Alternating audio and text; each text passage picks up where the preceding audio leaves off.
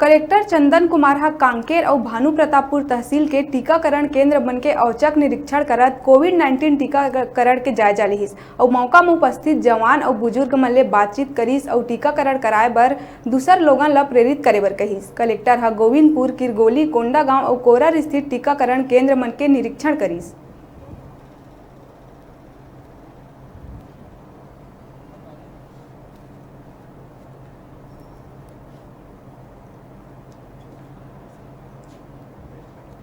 Vaccination, Covid vaccination का drive चल रहा है और ये लगातार चलता रहेगा जब तक हम 100%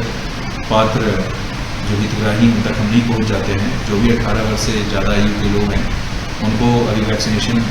के लिए मोटिवेट करके वो हमारे केंद्र तक आएँ और वैक्सीन लगवाएं। इसके लिए हम लोग लगातार प्रयासरत हैं और इसी क्रम में आज मेरे द्वारा कुछ वैक्सीनेशन सेंटर में भी